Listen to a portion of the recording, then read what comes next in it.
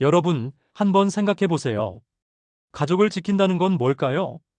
돈을 많이 벌어다 주는 걸까요? 큰 집을 마련해 주는 걸까요? 물론 중요할 수 있습니다.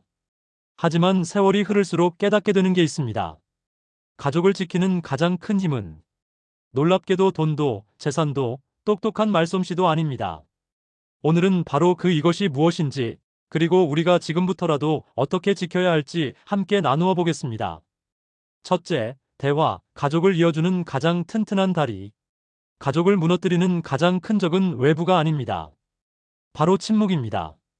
제가 아는 한 어머니는 이런 말씀을 하셨어요.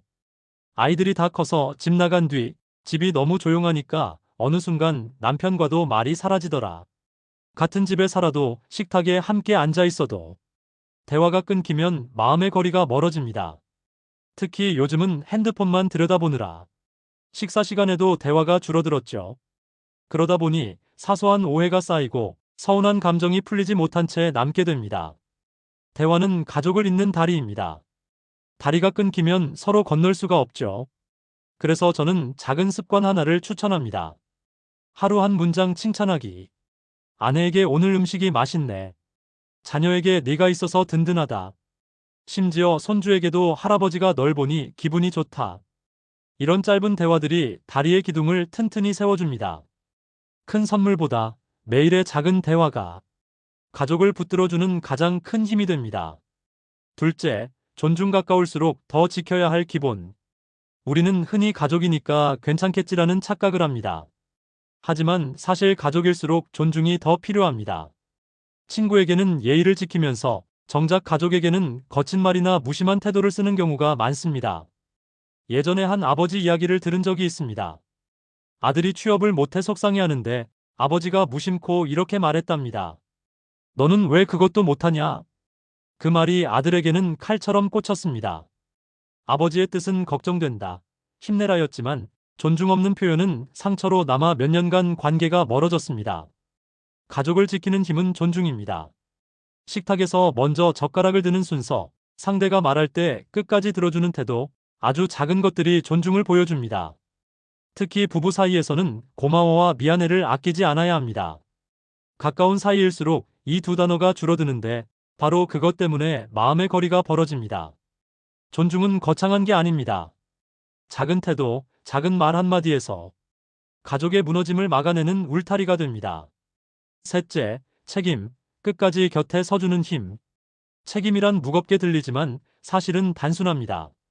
끝까지 곁에 있어주는 것. 그게 책임입니다. 실제로 제 이웃 어르신 부부 이야기를 들려드릴게요. 아내분이 큰 수술을 받으셨는데 남편분이 몇 달 동안 하루도 빠짐없이 간병을 하셨습니다. 그러면서도 남편분은 늘 이렇게 말하셨대요. 내가 젊을 때 이 사람한테 신세를 많이 졌거든. 이젠 내가 갚을 차례지.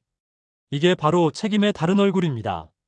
끝까지 함께하는 것, 좋을 때만이 아니라 힘들 때도 자리를 지키는 것. 책임은 가족을 지켜주는 최후의 안전망입니다. 돈도, 명예도, 재산도 결국 다 사라지지만 내 곁에 남아 서 있는 가족이야말로 내 인생에서 가장 든든한 성벽이 됩니다. 그리고 나 역시 그 성벽의 일부가 되어야겠죠. 가족을 지킨다는 건 결국 내 자리를 끝까지 지키는 일입니다. 마무리. 오늘은 가족을 지키는 힘 3가지를 이야기했습니다. 첫째, 대화. 침묵이 아니라 마음을 잇는 짧은 말이 가족을 살립니다. 둘째, 존중.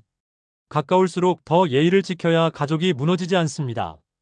셋째, 책임.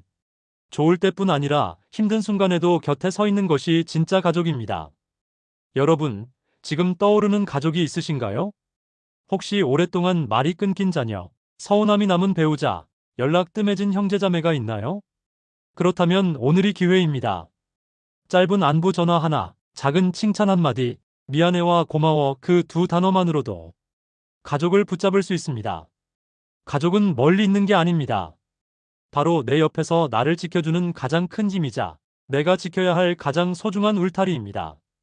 오늘도 그 울타리를 단단히 세우시길 바랍니다.